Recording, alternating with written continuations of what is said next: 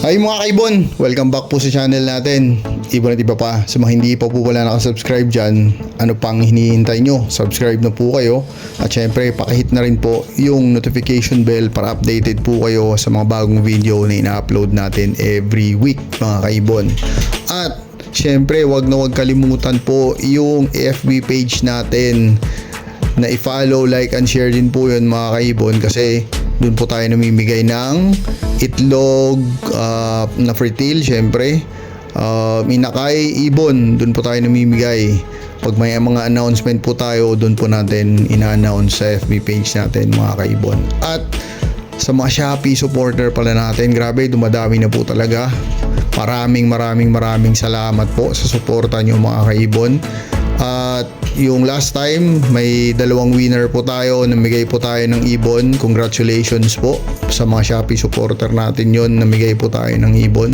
At salamat din po sa walang sawang suporta nyo, sa mga positive review na nilalagay nyo sa shop natin. Maraming salamat po mga kaibon. Sa mga hindi pa nakasubok pala, subukan nyo rin mga kaibon. Okay? Ngayong week na to mga kaibon, napakaganda ng topic natin kasi tanong po to ng isang kaibon natin regarding one eye cold or eye cold. Isa lang po yun mga kaibon. Kasi actually common ngayon yan sa panahon natin. Kasi nga, kung papansin nyo mga kaibon, yung panahon natin is sobrang init, di ba? Pag umaga, tapos pag gabi malamig, tapos kinabukasan naman malamig, tapos sunod mainit.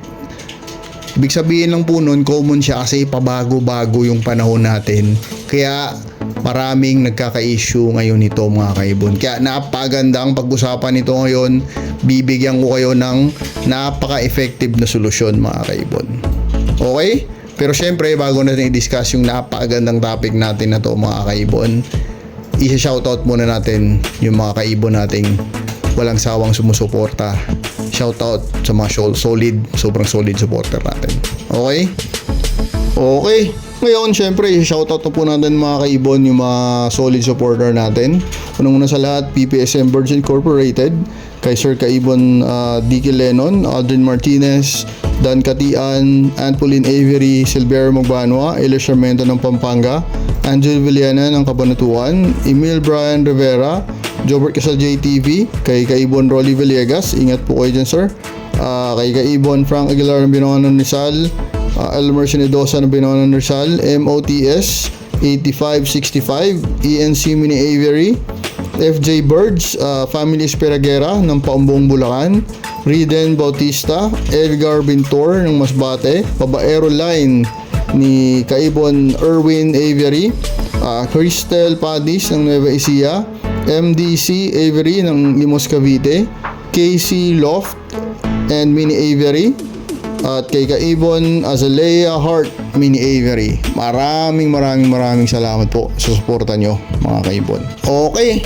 ngayon syempre mga kaibon, i-discuss na natin yung napakagandang topic natin na sobrang interesting kasi nga actually common to ngayon sa mga aviary. Kasi nga ang panahon is pabago-bago, mainit, malamig, mainit. Kaya napakaganda na topic natin. Ang topic natin is about sa tinanong ng isang kaibon natin regarding one eye cold. Grabe, napakaganda. Eye cold. Ano nga ba yung one eye cold or eye cold bago natin i-discuss yung mga gagawin natin mga kaibon? Ang one eye cold daw po o eye cold mga kaibon is a type of conjunctivitis caused by virus. Ano ba ang conjunctivitis? Ito po ay kung sa tao, sore eyes o pink eye, ang ibon natin nagkakaganon din pala mga kaibon. Meron din silang ganon, conjunctivitis o eye cold or one eye cold. At ang sintomas nito is common colds mga kaibon.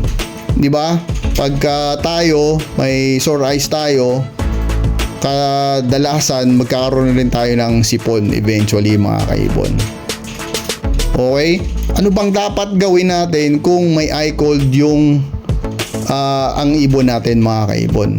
May tuturuan ko po kayo ng napaka-effective na diskarte kung paano gamutin po to mga kaibon. Sa tinuturo natin sa inyo mga kaibon, gaya na sinasabi ko parati, tested and proven na natin to, ginawa na po natin to mga kaibon. Okay, una-una sa lahat mga kaibon, ang unang diskarte dito is isolation. Anong ibig sabihin ng isolation? Ibig sabihin i-isolate natin ang ibon natin na may eye cold or one eye cold mga kaibon. Kasi nga kung may sore eyes ang tao, sobrang nakakahawa, di ba? Sa ibon ganun din po mga kaibon. Kaya dapat naka-separate sila sa mga ibon nyo, kasi pag nahawa yung isang ibon pa, hawa-hawa na po lahat yan mga kaibon. Pag hawa-hawa na, nakakatakot na, mahirap na gamutin kasi baka lumala.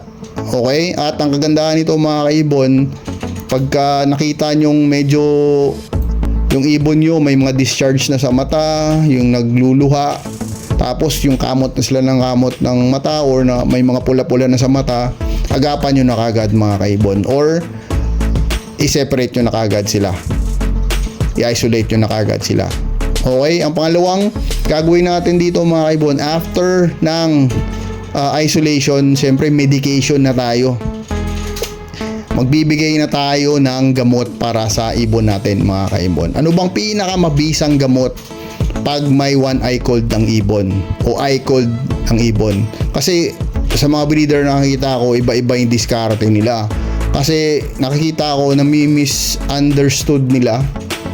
Pagka may one eye cold, yung ginagamot nila pang sipon pa rin, which is sa panghuli na yan mga kaibon. I-discuss ko rin yan kasi pangatlo yan eh.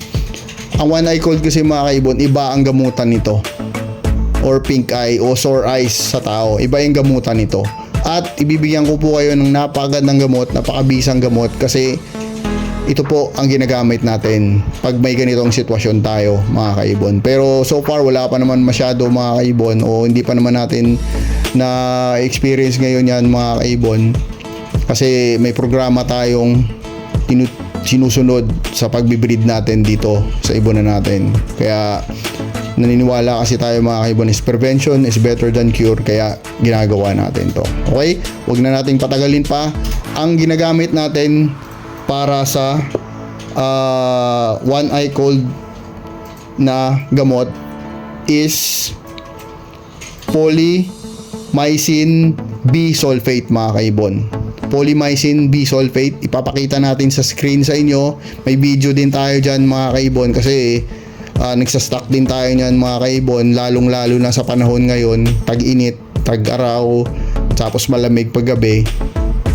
Inuunahan na natin yan, nagsastock na tayo dyan kagad-agad mga kaibon. Matagal naman na expiry nyan, minsan 3 years, 4 years ganun. At mura lang, nasa 175 to 200 pesos, ganun lang. Ang kagandahan sa gamot na to mga kaibon is pwede sa tao. Pag ang tao may sore eyes, pwede nyo gamitin. Pwede din sa ibon mga kaibon. Safe siya sa tao, safe siya sa ibon, kaya double purpose. Walang tapon, magagamit kung merong may sore eyes sa pamilya, magagamit din sa ibon natin mga kaibon. Paano ba ang application nito? Kasi alam ko yun yung susunod na itatanong nyo. Napakasimple ng application nito mga kaibon. Siyempre kasi parang eye drop po to, ipapatak lang natin sa mata ng ibon. Ang ginagawa nating diskarte dito mga kaibon, hindi lang po sa may affected area or hindi lang po sa affected na mata ng ibon, pinapatakan po natin kahit hindi affected, kasi eventually mahahawa din yan mga kaibon eh. Magkakahawaan yan mga kaibon, kasi yung ibon natin, kasi makati yan, kinukuskus niyan sa paa, tapos siyempre kukutkutin rin yung kabilang mata, magkakahawaan yan. Kaya ang the best gawin natin, patakan natin yung affected area ng isang patak lang, tapos yung hindi affected area i-prevent na natin na hindi maapektuhan, patakan din natin ng isang patak. Ang paggamot dito is patak sa umaga isa, patak sa hapon isa. Ganun lang po kabilis, ganun lang po kadali gawin ito mga kaibon. Left and right na mata, patakan sa umaga, patakan sa hapon. Okay? Kasi ang paggagamot nito is mawawala to ang sore eyes ng ibon natin or one eye cold is maximum of 3 days mawawala na to mga kaibon sa gamot na to. Second day medyo mayroon pa, patak ulit left and right, kasi I'm sure pag pang third day medyo wala na talaga yan, medyo magaling na talaga yung ibon nyo dyan mga kaibon. Pag third day kung gusto nyo patakan ulit for the last time, patakan nyo lang mga kaibon. Okay, hanggang 3 days lang, hanggat mayroon pa patak lang tayo, pero pag wala na wag na nating patakan pa mga kaibon. Okay, kasi mabilis lang naman nagamutan to. After ng second step natin is yung pang third step na natin is ito na po yung recovery. Magre-recover na to yung ibon natin, at the same time ito na po yung maintenance process natin, yung pang third step natin mga kaibon. Pang maintenance na to. Ang maintenance lang nito mga kaibon, napakasimple lang. Naka-isolate pa rin sila, maximum of 7 days. Tuloy-tuloy ng gamot sa tubig, Vetracin Gold lang. Vetracin Gold lang kasi iniiwasan nating mapunta sa sipon yung sore eyes, yung conjunctivitis ng ibon natin or one eye cold natin. Maintenance lang tayo for 5 days, Vetracin Gold. Tapos pang 6-7 days, plain water lang. Ganun lang po kasimple mga kaibon. After that, after na maximum 7 days na yon, I'm sure magaling na yan. Pwede na natin ibalik sa flight cage natin kung saan man galing yung ibon natin. Pero syempre, i-obserbahan pa rin natin yan. Pero ganun lang po, napakasimple na gamutan lang po yung gagawin natin dito sa mga ibon natin. Okay mga kaibon, sabi ko nga effective yan, tested and proven na natin yan. At kung may mga suggestion pa kayo, suggestion pa kayo dyan mga kaibon na ginagawa nyo rin pag may ganitong sakit yung ibon nyo, comment down below nyo lang mga kaibon, kasi yung mga ibang makakabasa dyan ng mga kaibon natin, syempre i-apply din nila yan mga kaibon. Okay mga kaibon, sana po nag-enjoy kayo sa munting topic natin ngayon. Munting topic pero napakaganda. God bless po sa lahat ng minamahal nyo sa buhay. See you next time po mga kaibon. Ibon iba pa, maraming salamat. Bye po.